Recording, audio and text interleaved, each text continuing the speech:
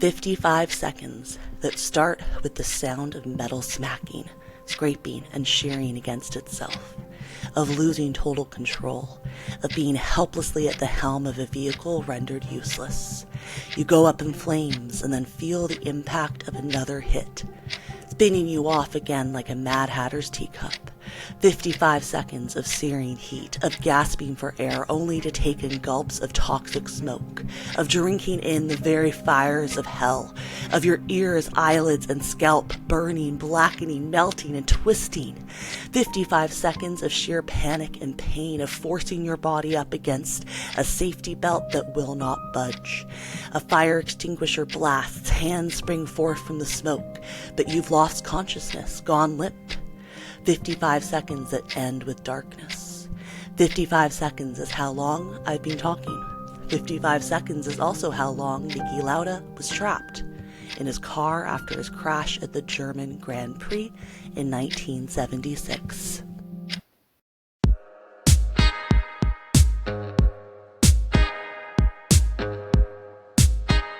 Hi, we're Molly, Kelly, and Bronwyn, and welcome to This Might Be True, the podcast where we separate fact from film fiction. And today we're looking at Rush from 2013. So, I'm so excited. I'm not a Formula One person. I'm gonna say that out the gate. I'm going No judgment. in blind. I'm going in blind. Aside from all my research for the film, I deliberately wanted to not know too much because, Bronwyn, you're gonna give us such a good deep dive into that, right?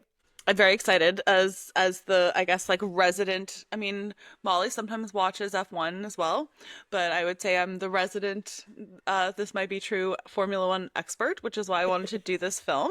I was excited to have the chance to talk about it, although, not to spoil anything, but almost regretted it in terms of some of the gnarly medical stuff that we're going to have to cover in this, which I deftly passed off to Molly to handle instead of me getting into all the nitty gritty details. But yeah, I'm excited. Did you find that hard to watch in the film? Oh, yeah. The hospital stuff. I'm not into it. I just imagine it being myself, and I can't even though I know it's a movie and it's reaction. Yeah. So you struggled with the I don't pit love as well. Some of those episodes were a little difficult for you too, even though I can get into the drama of it, but which is funny because again, I love the sport, but that the racing parts of the movie I'm really into, and then when although I appreciate that that's the story, you have to tell the whole story. What is it about Formula One that you love so much? What is the pull towards it? So I got into watching it because of the Netflix show. So that came out it was 2019 covering the 2018 season because they're always covering the previous season. So it just felt like reality TV. The stakes were high, not as high as they were back in the 60s and 50s when people were dying every weekend. But the stakes still feel higher than other sports when, chances are very good, hopefully, that you're not going to die in a hockey game or a football game. I mean, there's obviously injuries that can happen and stuff, but the odds of that still happening in F1 are there. So that's part of it, is that the stakes are high, but it's also just great drama. It's a very expensive sport, and there's a lot of inter-driver drama. That was how I kind of first got into it, through the Netflix stuff, showing the behind the scenes of there's this rivalry and these guys are team members, but they also hate each other. And then the thing that egos. Egos, and also cute boys, very cute boys. Oh, that helps. Yeah, they tend to be attractive looking guys, and then they're doing something that risks death, and you're like, ooh. But once I started watching, it was interesting because I didn't really realize how much it's a team sport and how much the thing I always say, to use we're Canadians, so let's stick with a hockey metaphor. The thing I always say is a hockey game is not probably going to be broken or made by whether or not someone has a certain kind of skate or a certain kind of hockey stick. But you could be an excellent driver in F1, and if you have a crappy car, you're not going to be winning. And it's very interesting to see a good driver in a lesser car, and then also to wonder, sometimes you got like the best driver and the best car, and then they're like almost unbeatable, as Lewis Hamilton was when I first started watching, to the point that it was boring. He just won race after race and was like way ahead of everybody else, and like drama would happen with like third and fourth, but he would just be like way out front, and unless something drastic happened, like his car like broke, it was just like anyways, Lewis is way up there in first. And like the interesting thing in terms of like it being a team dynamic, like there's a lot of decisions that need to be made by people other than the drivers. Like pit stops are a huge thing that can factor in terms of whether or not somebody wins a race or not.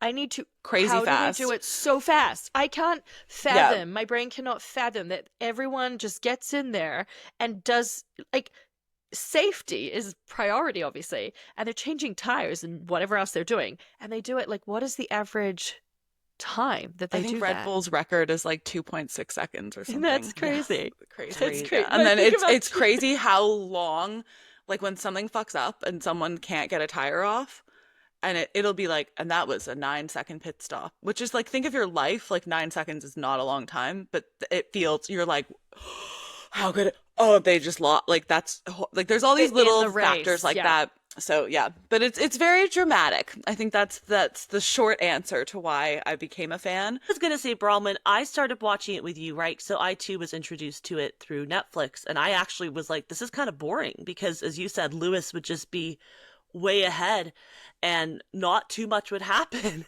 It really wasn't until Max started becoming more of a adversary that those races started getting a little bit more exciting, because finally he had some decent competition.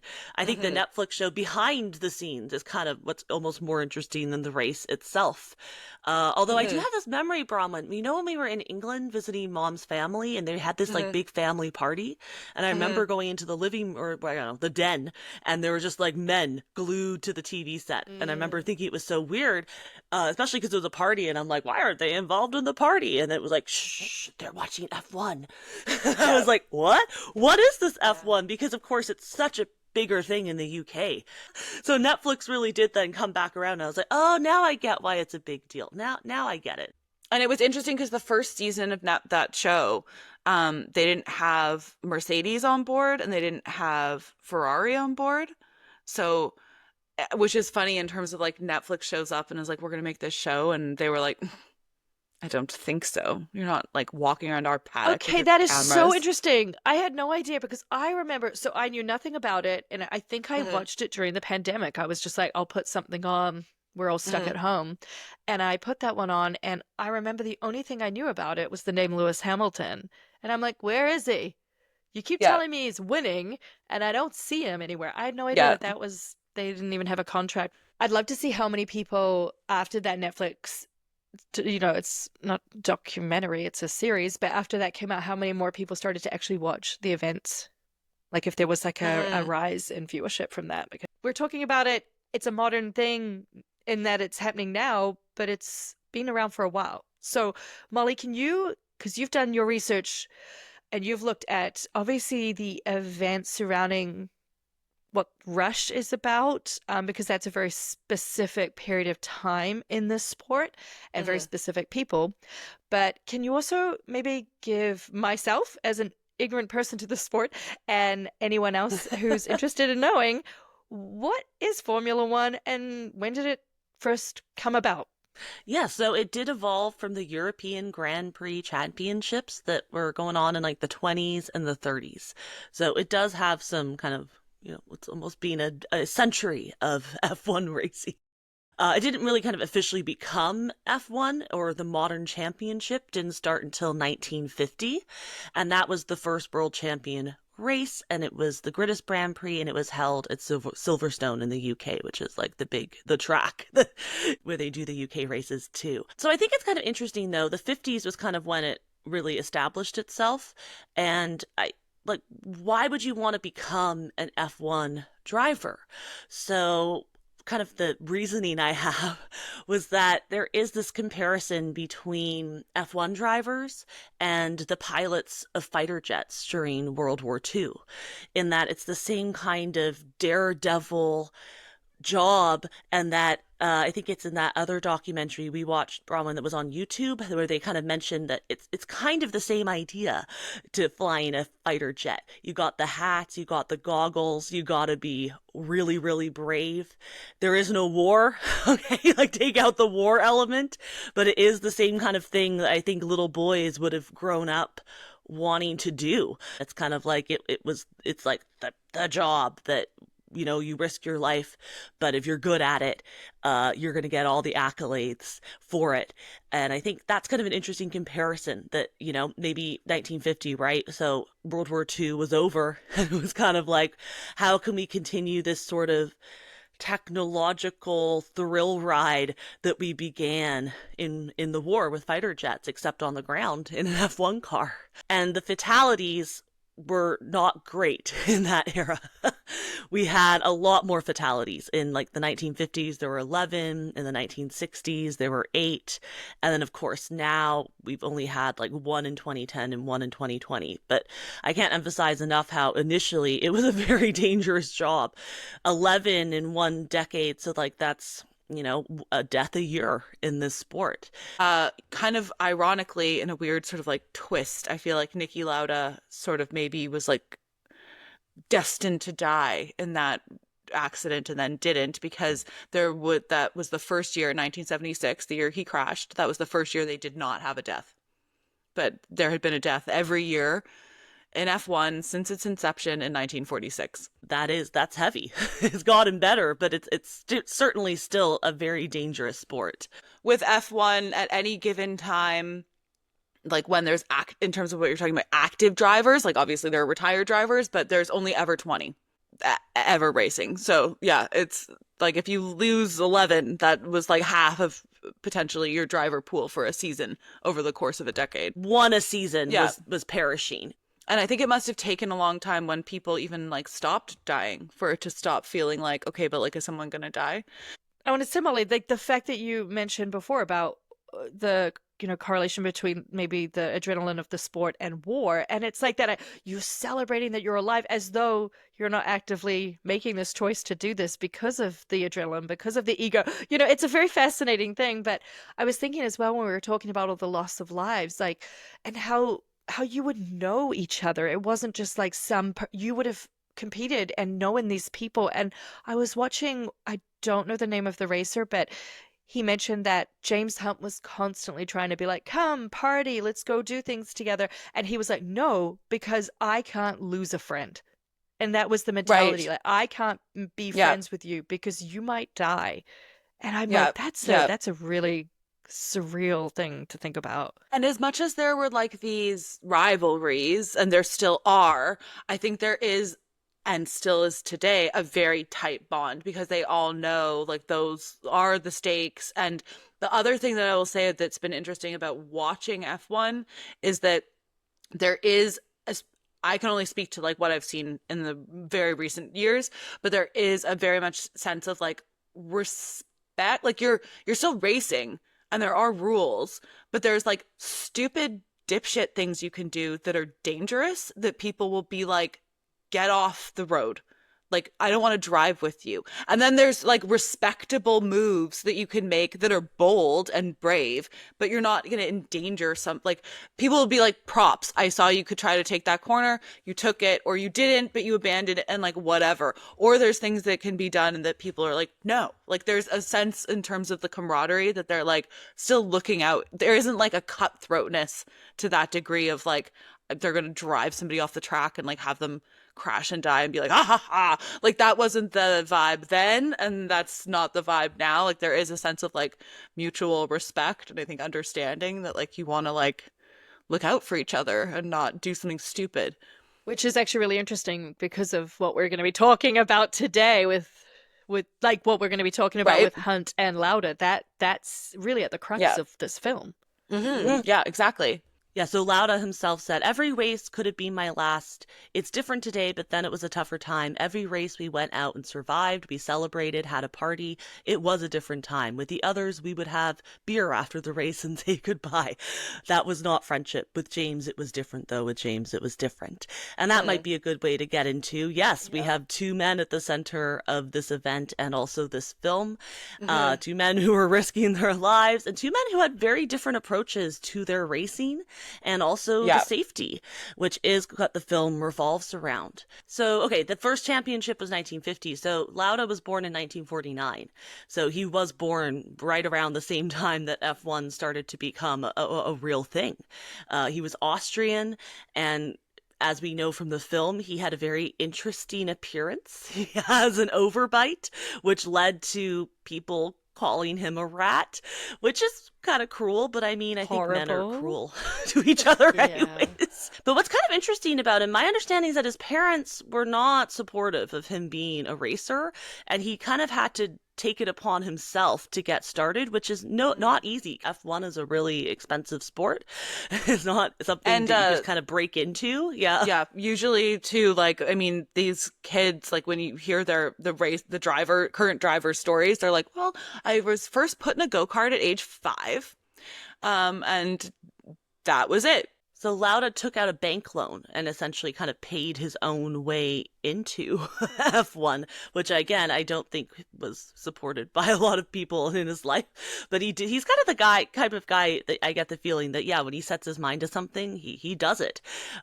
He ended up getting into Formula 2, which again, so there's like, maybe you can explain, Bronwyn, there's Formula 2 and 3 and 1, and like 1's the best when you get I think started. It starts with 4 and goes 4, okay. up to, So that's, again, kind of like the usual. You start with 1 and then you climb your way as you get better and you get on a better team. And the bigger teams will use like F2 drivers as kind of like a farm team almost. But he entered Formula 1 in 1971. So he kind of somewhat paid his dues, but he moved up quite quickly.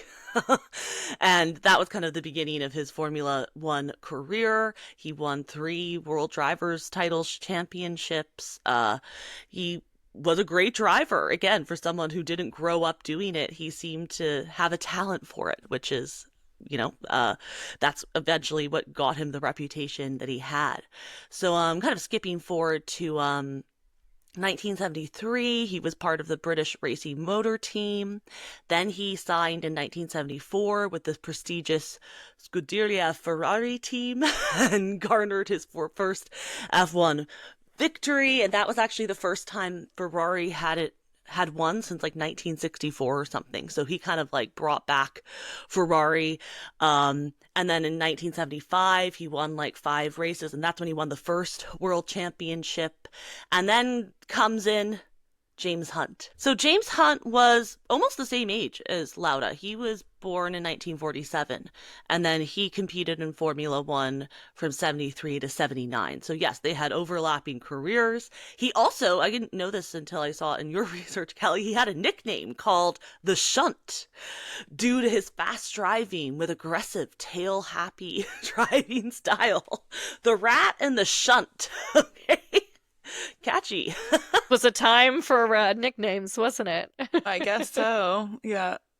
And yes, the film kind of shows them as rivals, but I mean, from the things I've read, it seems like Lauda had a lot of respect for Hunt, and they did have, like, again, a kind of a special friendship that was not the same with other drivers, right? As Lauda indicated. And I think his death, because Hunt did die before Lauda, was hard for him. A lot of the interviews about Rush, he kind of mentions how he wished James had been alive to see the movie and that he would have liked it. So clearly he was only they 45. Yeah, and it was like a massive heart attack, right? Yeah. I turned 41 this year, and I can't fathom how much he did in his life at really such a young age. 40s are Kelly, young. You should have been having a lot more sex. Should have. I mean, Sorry. yeah, I don't sorry, think there's Molly, any way that you were. Tell us, how many people did James Hunt claim to have slept with? Yeah, well, this was funny to research. And I can't necessarily say that there's like real science that went into this. One of the sources I was using was called onemanandhismustang.com. So, take it with a grain of salt. But this man and his Mustang, claimed that Hunt slept with more than 5,000 women in his lifetime. His playground of choice was the Tokyo Hilton, where every morning British Airways stewardesses were dropped off at reception for a 24-hour stopover with James Hunt. And, I think he was essentially a sex addict before we really even had that term. There was someone, and I don't know if it was one of the featurettes for the film, or I can't remember where I came across it, but someone said it was like the time when sex was safe and racing was dangerous. It was Jackie Stewart. Yeah, it's Jackie Stewart in the documentary that, sorry, I think we've mentioned it before. It's a documentary called, it's hard to find because it's just called The Number One. It's like one, but it's like The Number One. So when we were searching for it, it was like a little bit tricky to find. But yeah, Jackie Stewart, also known as the Flying Scotsman. Okay, so we can maybe skip to the German Grand Prix. That is kind of the focus of the event that we're on. So at that point in time, Lauda was ahead with James Hunt. So this was a season where they were kind of, again, competing. Hunt was with McLaren. Lauda was, as I said, was with Ferrari. Now, Lauda was very involved in the Grand Prix Drivers Association, which is essentially like a drivers' union. He didn't start it, but he was very involved, and he actually had called a vote when it came to this German Grand Prix. So this is where I'm going to really butcher the pronunciation. Nurburgring?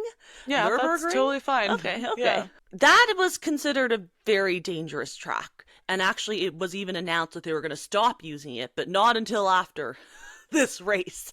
And it was so dangerous that Lauda wanted to just boycott the race. He didn't think that anybody should do it, and he wanted the drivers to, come together as a union and not do it. There were weather issues ultimately, but there were many reasons in terms of why Lauda did crash that day. But obviously, he sensed that something was not right. He definitely had the premonition and tried to put a stop to it, but apparently Hunt voted to race instead of to boycott, and it won by one vote.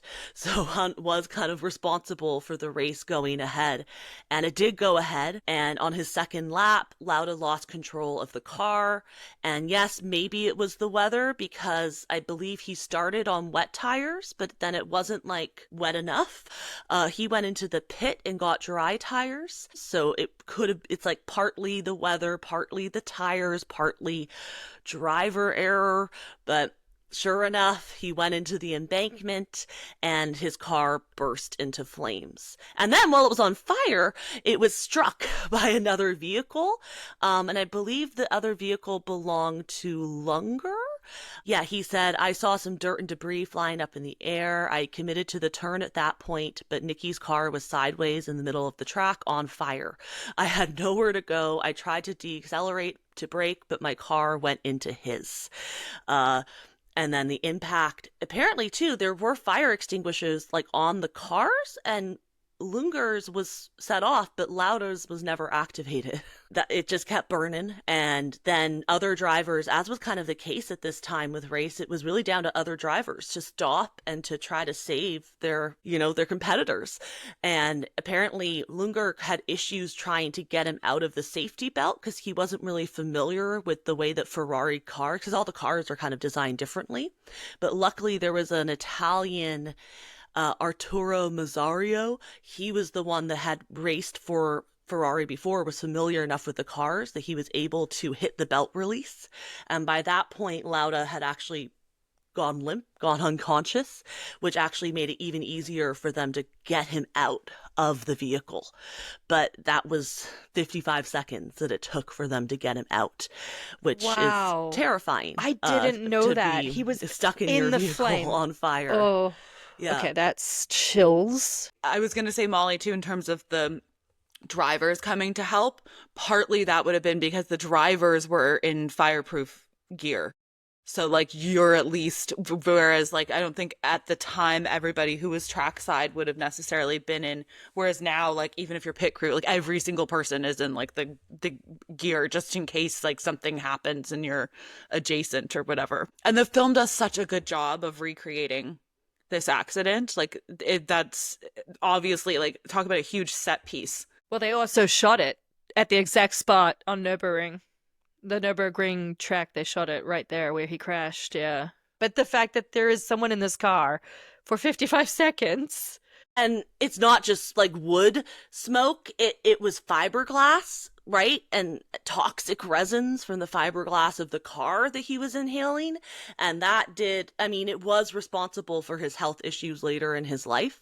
He did have like a kidney transplant. He had a lung transplant, which actually did go well, but then he passed away shortly after. But all of that was definitely long-term damage from this crash to his organs and especially his lungs. Most of the damage was I think his helmet came off too when he in the crash. So a lot of the damage was to his face and his head. Like again, his scalp, one of his ears got essentially burned away to like little cauliflower. It looked awful. And when he arrived in the hospital, he could not see anything. And he said all he could hear was his wife crying. And then they really didn't think he was going to make it. At one point, they brought in a priest to administer last rites. And then apparently, yeah, he heard the priest and said, "Tell the priest to fuck off, I'm still alive." So Lauda recalled, like I saw an interview that was essentially like, "How did you survive this, Niki?" Like that was essentially the thrust of the interview. And because again, like it's one thing to get pulled out of the car, it's another to actually recover from these injuries. And apparently the doctor told him that the reason he was still alive was because he stayed conscious during the treatment. And he said a lot of people, like when the pressure gets unbearable, they pass out, they lose consciousness, they kind of essentially, give up. But Lauda said, "I tried to stay awake and follow the instructions. For me, it was clear. The only way for me to stay alive was if the doctors could keep me alive because I could do nothing. I was there to fully support what the doctors asked me to do." So, like, true grit is what kept him with that survival us. instinct. We definitely did get a strong sense in that movie of how gnarly the recovery was. I think that's why I have such a hard time watching those parts. It's like when he I think puts for on me the the worst helmet part, and it's like, no, the worst part is when they take off the Yeah. bandage. That for me was like, nope. Like having to have your bandages redressed in a fresh wound would be utterly That's horrific. the worst thing about burns too. Yeah, with burns they have to be really good about cleaning it. So yeah, they do have to just keep essentially going into an open, horrible wound again and again and again. I mean, I think for me the worst is the vacuuming of the lungs. That's where Bronwyn definitely checked struggled out with of the that. movie and was like, "I'm out of here." But yeah, it was awful for him to also have to like look at himself after the accident. He said that his like head had just caught like massive bloating. It looked like he just like didn't even have a head. His head was as wide as his shoulders. And he concluded though, like, he didn't really care about how he looked in the end, though. He actually refused to have any kind of intensive plastic surgery and just said, do what you need to do so I can like function. But he really didn't give a crap about actually improving his appearance afterward. He said, "This is what it is. I lost an ear. I look like this. Thank God I'm alive." He was back in the car 42 days later. He had to convince Ferrari that it wasn't just like, I decided he had to prove to the team that he was ready. And he ended up like breaking a lap record. And then Enzo Ferrari was shown the times. And then he was like, "Okay, now you can go and do the full on race at Monza." And then that race, he finished 4th in Italy. Yeah. And Monza is like, like it's an Italian race. Ferrari is an Italian company, and it's like religious. Like the crowds at Monza are insane. So it would have been like a huge Ferrari like victory, even if he was 4th. I can't imagine. Monza with Monza. Yes. Monza, yeah. But apparently, by his own admission, he was absolutely petrified. It was still really scary to go into an official race again. as you can imagine. Uh, and yeah, he finished fourth, which is like unbelievable, right? Like after that accident, Amazing. that recovery. Yeah. But then it was in Japan that he then felt uncomfortable. Again, mostly because of his eyes. His eyelids were still raw. And that was the race where he retired, as we saw in the film. They kind of make it like he's like thinking about his wife and his life, and you can barely see out the rain covered windshield. And he's like, you know what? I'm going to pull into the pit. And he did. He didn't finish that race. And that was the race, I believe, that then pulled Hunt ahead in terms of the points. But it's absolutely amazing. Like, I don't, for to even get it back behind the wheel of a car at all, and then let alone to do it so quickly and so well, like, barely skip a beat is crazy. Yeah. Well, and it's kind of funny in terms of the film because, like, it's a great film about F1, but I think one of the reasons why it's hard to make movies about F1, and then partly why Netflix is this, like, overarching series, is because it's hard to get a story that's, like, tight enough and short enough within that drama to tell in, like, an hour and a half. And I think the crash and Lauda overcoming it and getting back, and like that is like the crux of the film because it's such a good story, like, and it's very concise. And then to like add to that the Hunt drama, like it works well. But it's like it makes sense that that was something that they were able to develop because it's kind of tricky to tell a concise story about this sport that's like so like long reaching, and then the And season it runs did for like just months and months and months. happen So 1976 season, isn't it? I mean, that's what the film entails. It's just one season. yeah, there's, I said 20 drivers, and we don't see a lot of other character development of other people on the track. It's hard when you're trying to fit in. You have to get all that good race footage in there so that Get people the get a race sense of footage. Get everyone else the out. cars. Yeah. What do you think this is, a drama? This is a man's film.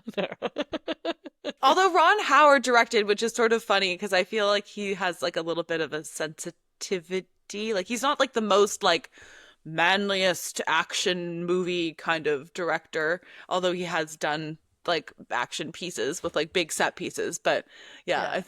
He has some heart. I think so. He always does sort of lean towards, he really likes character driven pieces. He'd been in Hollywood forever. Like he was it Happy Days as an actor, and as a director, he'd done Apollo 13, How the Grinch Stole Christmas, A Beautiful Mind, Cinderella Man, The Da Vinci Code. So that was all before this film. So he was just known as one of the big Hollywood directors.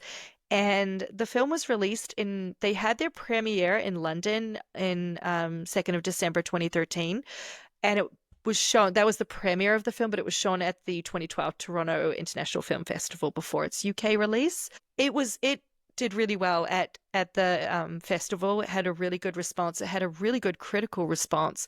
It was a moderate success at the box office. So the budget is about 38 million, and it grows to around 98.2 million. But it was not like a big opening weekend. I think people were a little bit unsure. This is before we've had like all this kind of Formula One interest developed by things like the Netflix show. But so I think people were not quite sure what to make of this. Who are these people? I mean, you either knew or you just didn't know. I remember going and seeing it because, to be honest, I mean, Chris Hemsworth, because you've got Chris Hemsworth cast as James Hunt, and Chris Hemsworth was like, he was filming The Avengers when he sent his audition tape in for this film. I remember being like, yeah, anything Chris Hemsworth is in, I'll go watch. Why not? And then you recommended it to me. I think it was in grad school. Yeah, I think you recommended it to me because I remember texting you about it after. So yeah, I think you introduced me to the movie because of your love of Chris Hemsworth. Yeah, it was just I remember really enjoying it at the cinema. It was just a great film to watch in a theatrical environment because of the sound, because of the visuals. It was just really fast paced. I had never seen anything like that I was, so ignorant to the sport in general. So I think it did a really great job at capturing, what the sport was about and the egos of these men, the drive to win, what they will do to win, but also this incredible dynamic between James Hunt and Niki Lauda that was played up a lot more as a rivalry in the film. The rivalry was absolutely there, but it was very much a respectful friendship. There was a lot of respect underlying it all. And then the tagline, because I love a tagline, the tagline is everyone's driven by something. A little vague. There's a depth. There's a depth there.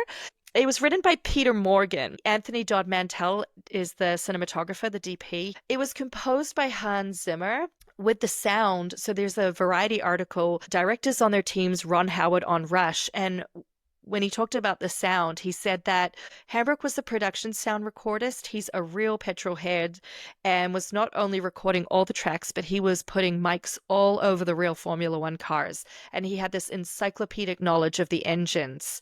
The sound on it was so... to me, that was the thing that really, really stuck out, which is why I was really surprised that it didn't get any Oscar nominations at all.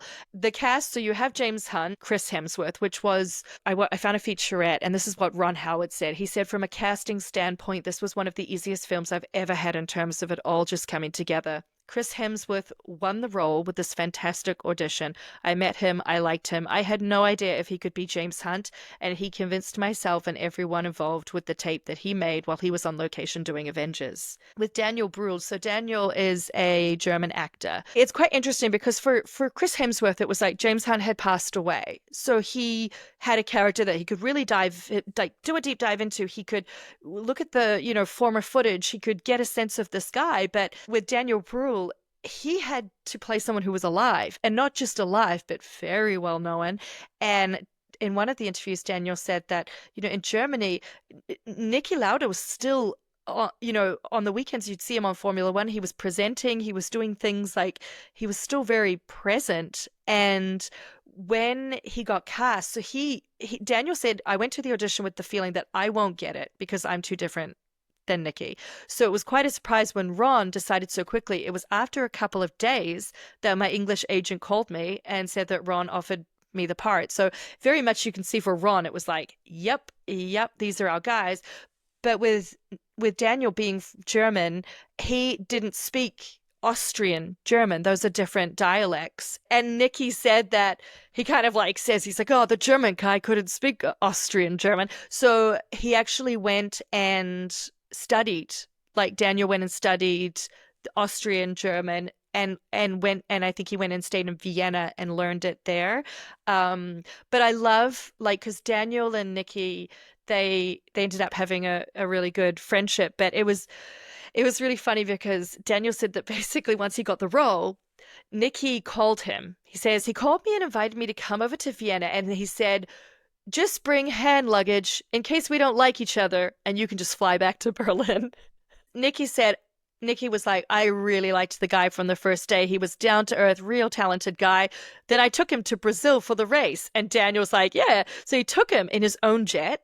So Niki was like, hey, why don't you come with me down to Brazil? So Daniel and his girlfriend flew with him 12 hours in Niki's private jet because Niki Lauda, ended up getting into aviation as well.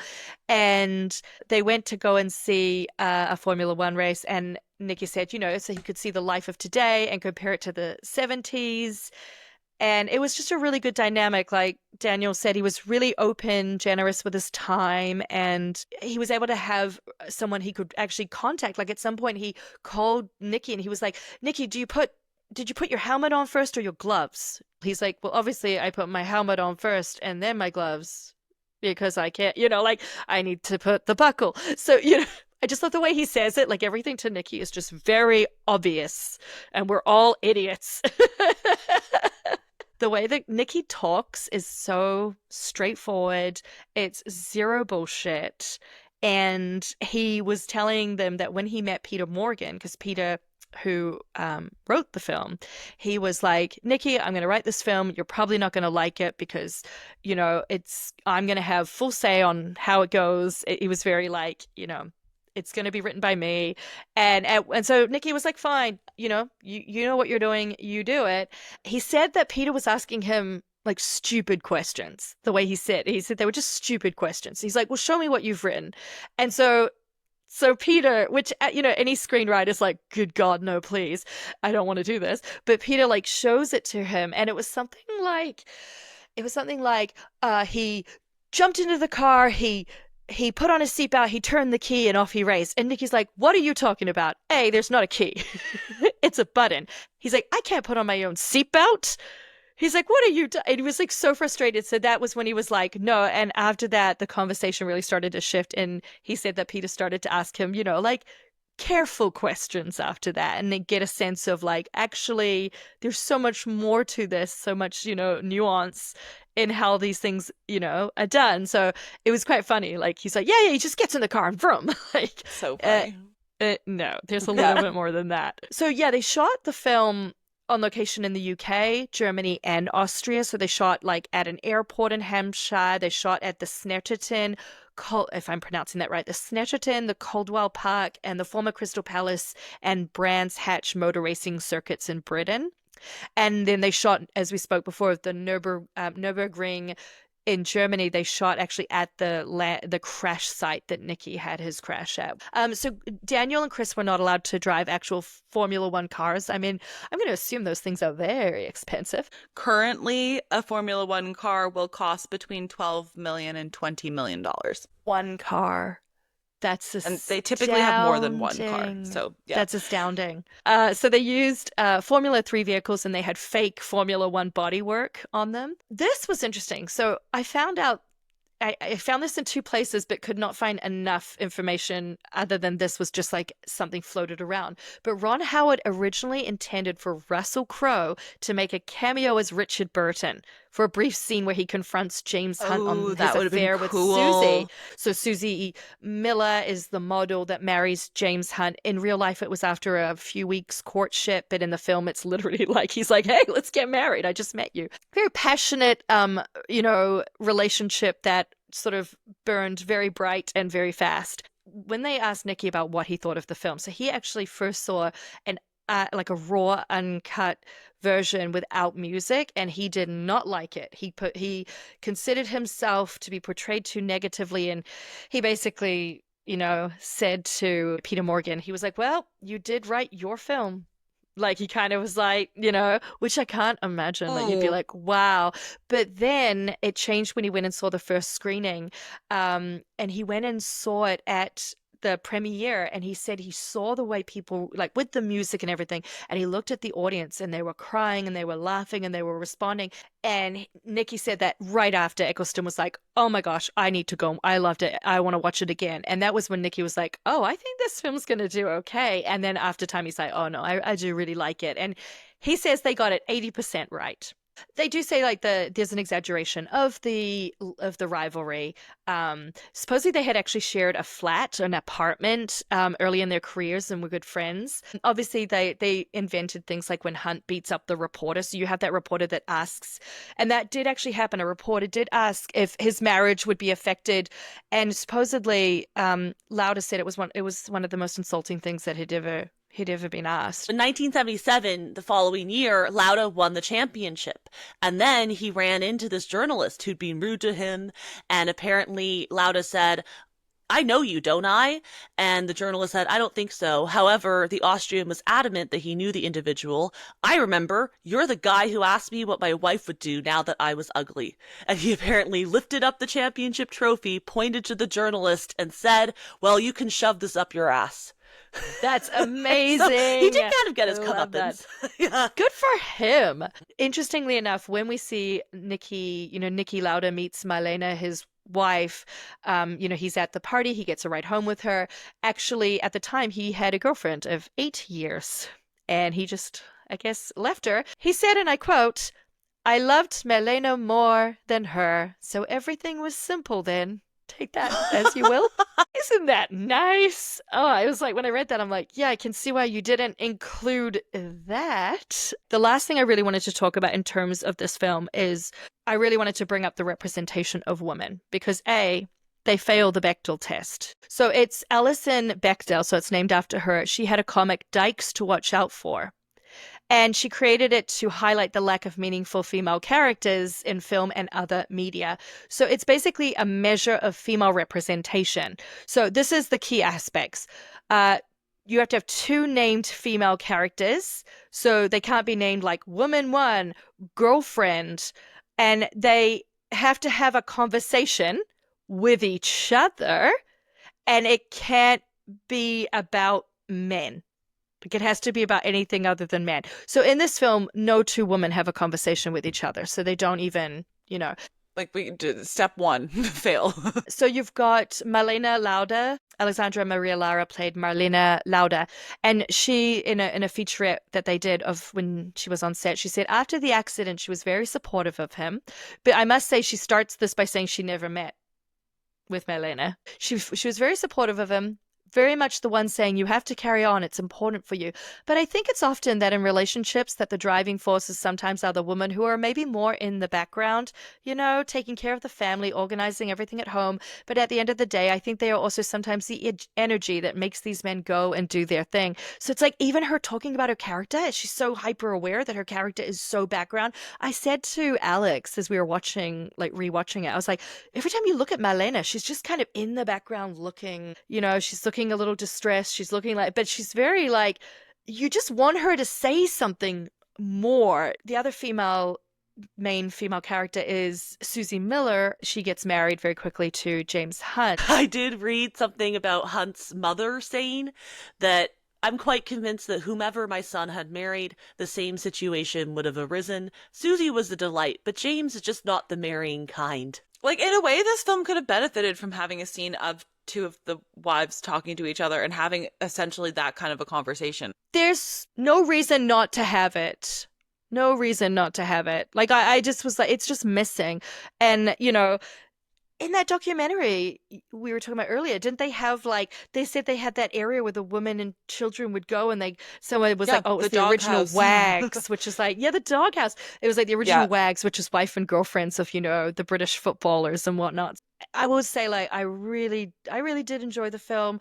I think the representation of the dynamic between Lauda and Hunt is great, but I'd be remiss to say that the lack of female representation didn't strike me as something that was a bit oh, we could have done more here. We deserved a bit more. They deserved a bit more. I think at that time too, the 70s was almost a better time for it. Now, there are women that are in the sport, but in terms of hanging around, like I said, you're kind of in the pits with your earphones on. You're not gonna walk up to Toto Wolff and be like, hey, what if we did this? Or you're not as integrated. It feels like such a smaller world in the 70s. So it does feel like it was a little bit more of a missed opportunity with Rush to not have that kind of the kids running around, the girlfriends and moms running around. Like I said, even one scene of them being these guys are going to kill me. This is stressful to have to come and watch and support. And then I saw a quote from Charles Leclerc, who's currently driving for Ferrari. And he was I don't have even not even 1% of me is afraid. And I think that's the thing. Wow. You can't have that cognizant dissonance of being shit, I could die. When I was first watching, Grosjean crashed a lot the season that he crashed and caught on fire, to the point that it was dude, you seem like you're driving scared, and it's more dangerous than driving confident. So yeah, it's a dangerous sport. Yeah. Still is. Definitely. Thank you for joining us today. If you have any suggestions for films we should discuss in upcoming episodes, send us an email at thismightbetruepodcast@gmail.com. You can also find us on Instagram, YouTube, and TikTok at This Might Be True Podcast. Please subscribe to the podcast, and if you feel so inclined, give us a 5-star review. And join us next time to find out what else might be true.